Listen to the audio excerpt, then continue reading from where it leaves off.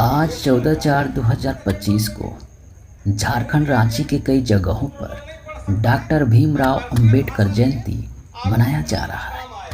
वहीं Dhurwa bus stand के समीप अंबेडकर जयंती मनाया जा रहा है, जहां आप देख सकते हैं काफ़ी संख्या में लोग शामिल हुए हैं और उनके प्रतिमा में फूल अर्पित कर उनके जीवन के उपलब्धियों पर चर्चा किया जा रहा है।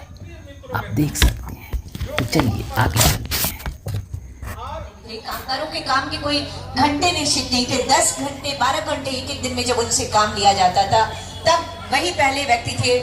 बाबा साहब अम्बेडकर जी पहले व्यक्ति थे जिन्होंने श्रमिकों के काम के घंटे को 8 घंटे तक लाने का संसद में प्रस्ताव रखा था और वो प्रस्ताव पारित हुआ। और अब भी हमारे श्रमिक 8 घंटे ही कानूनन काम कर सकते हैं। और इसके साथ ही जो हमारी महिला कामगार हैं, उनके लिए भी उन्होंने एक बहुत बड़ा कदम उठाया था कि जो उनको मातृ अवकाश मिलता है, जो उनको जब वो माता बनती है, जब उनको मातृत्व अवकाश की जरूरत होती है अपने नवजात बच्चे की देखभाल के लिए, उस समय जिस छुट्टी की आवश्यकता होती है, ये पहले कोई ऐसा प्रावधान नहीं था। लेकिन बाबा साहब ने इस बात की भी आवाज को बुलंद की और उन्हीं की आवाज की बदौलत, उन्हीं के प्रयासों से आज हमारे महिला कामगारों को मातृत्व अवकाश दिया जाता है और वो भी वेतन के साथ, उनके कोई पैसे नहीं काटे जाते। तो इस तरह अनगिनत बातें हैं बाबा साहब की, जो अगर हम कहना चाहें तो शायद उनका कभी अंत नहीं होगा, क्योंकि उन्होंने इतने ज्यादा काम किए, इतना विशाल व्यक्तित्व था जिसे चंद शब्दों में, जैसा मैंने पहले भी कहा था,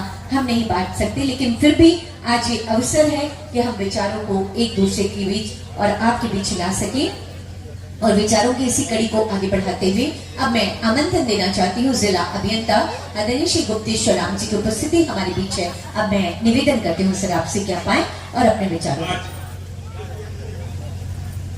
बाबा साहब डॉक्टर बी.आर. अम्बेडकर की 134वीं जयंती के अवसर पर मंच संचालन कर रहे मीनाक्षी मैडम जी, मंच पर उपस्थित पूर्व कमिश्नर मान्यवर दशरथ चंद्र दास जी,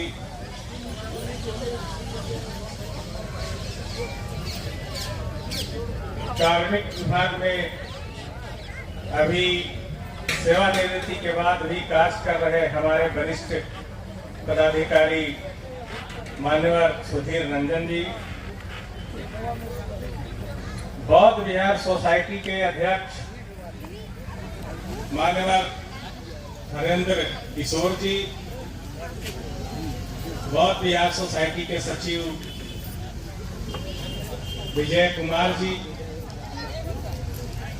और हमारे इस मंच पर मंचासीन विशेष अतिथिगण, आज इस बाबा साहब के जयंती के अवसर पर आए हुए, उनके विचारों से प्रभावित माताएं, बहनें, भाइयों, मित्रों, आज हम भारतीय संविधान के निर्माता, आधुनिक भारत के शिल्पकार, शोषितों, वंचितों एवं महिलाओं के मुक्तिदाता, ज्ञान के प्रतीक विश्व रत्न बोधिसत्व बाबा बी.आर. अम्बेडकर की 134वीं जयंती पर आप सबको आभार और हार्दिक अभिनंदन करता हूं। मित्रों, बाबा साहब ने हम लोग के लिए क्या किया? अभी हमारे समाज में 95% लोग बाबा साहब को नहीं जान पाए। केवल हम इतना ही जानते हैं कि बाबा साहब ने हमारे लिए संविधान बनाया और वह संविधान पूरे देश में लागू है और उसी के आधार पर हमारे सारे अधिकार प्राप्त हुए। लेकिन बाबा साहब इसके लिए कितना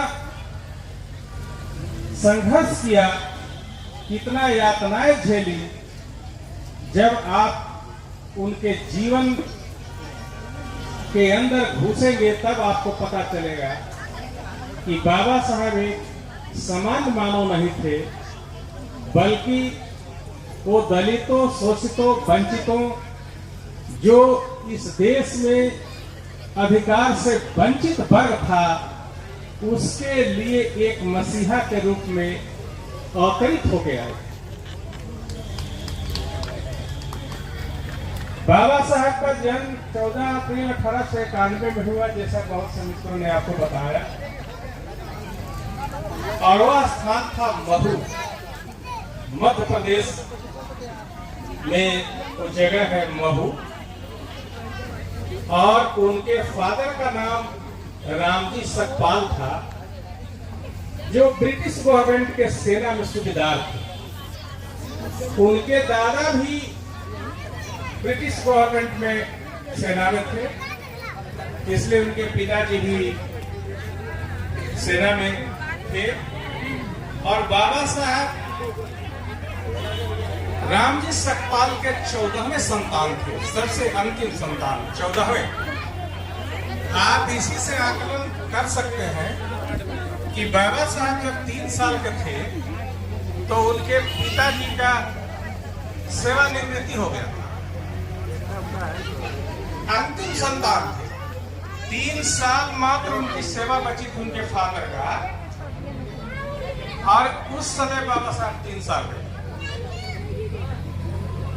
और बाबा साहब को इस चैनल से जुड़े रहने के लिए धन्यवाद, और ऐसे ही झारखंड के तमाम खबरों से अपडेट होने के लिए इस चैनल को सब्सक्राइब करें, लाइक करें और शेयर। जय हिंद, जय झारखंड।